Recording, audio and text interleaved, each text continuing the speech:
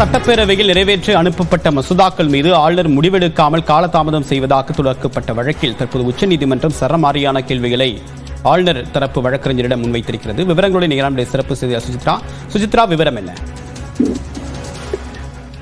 ஆளுநருடைய விவகாரம் தொடர்பான மனுக்கள் மீதான விசாரணை என்பது தற்பொழுது திங்கட்கிழமைக்கு ஒத்திவைக்கப்பட்டுள்ளது குறிப்பிடத்தக்கது.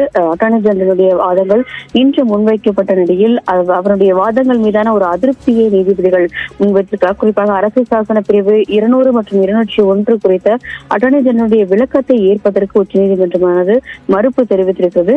மிக முக்கியமாக குடியரசுத் தலைவர் ஒரு ஒப்புதலை நிறுத்தி வைக்கும் பட்சத்தில் அதன் ஏன் நிறுத்தி வைக்கிறார் என்ற ஒரு கேள்வியையும் அவர் கேட்டிருக்கிறார்கள். மிக முக்கியமாக குடியரசுத் தலைவருக்கு மசோதாவை ஆளுநர் அனுப்பும் பொழுது எதற்காக அனுப்புகிறார் என்ற காரணத்தை கூற தேவையில்லை என்ற ஒரு அட்டர்னி ஜெனரலுடைய வாதத்தை நீதிபதிகள் ஏற்க மறுப்பு தெரிவித்திருக்கிறார்கள். ஆளுநர் ஏதாவது ஒரு காரணத்தை குடியரசுத் தலைவருக்கு தெரிவிக்க வேண்டும், நாட்டின் குடியரசுத் தலைவர் அவராகவே கேட்டு தெரிந்து கொள்வாரா என்ற ஒரு அடுத்ததாக கேள்விகளையும் நீதிபதி பர்தேவாலா இன்றைய விசாரணையின் பொழுது முன்வைத்துள்ளார். ஆளுநர் மசோதாவை குடியரசுத் தலைவருக்கு அனுப்பும் போது என்ன குறிப்பு, அதாவது நோட்டை வழங்கினார் என்ற ஒரு கேள்வியும் விளக்கத்தையும் அட்டர்னி ஜெனரல் கூற வேண்டும் என்று அறிவுறுத்தல் வழங்கப்பட்டுள்ளது. மிக முக்கியமாக இந்த மசோதா மீது முடிவெடுக்க தனக்கு அதிகாரம் இல்லை, எனவே குடியரசுத் தலைவரை ஆராய்ந்து முடிவெடுங்கள் என்று கூறினாரா அல்லது எதன் அடிப்படையில் அனுப்பினார் என்ற ஒரு குறிப்பு தேவைப்படுகிறது என்ற ஒரு கேள்வியையும் நீதிபதிகள் முன்வைத்திருக்கிறார்கள்.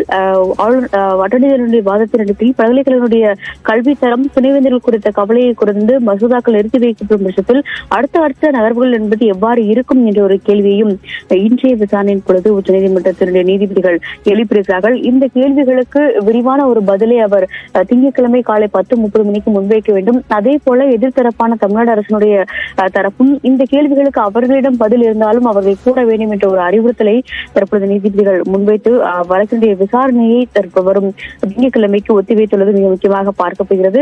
மிக முக்கியமாக அரசு சாசன பிரிவினுடைய விளக்கத்தை அட்டர்னி புரிந்து கொள்ளாமல் நிராகரித்தால் இதோடு அந்த வழக்குகள் அனைத்துமே முடிந்துவிடும் என்ற ஒரு கருத்தையும் நீதிபதி பர்தேவாலா தெரிவித்துள்ளார். தேவா, தகவலுக்கு நன்றி சுஜித்ரா.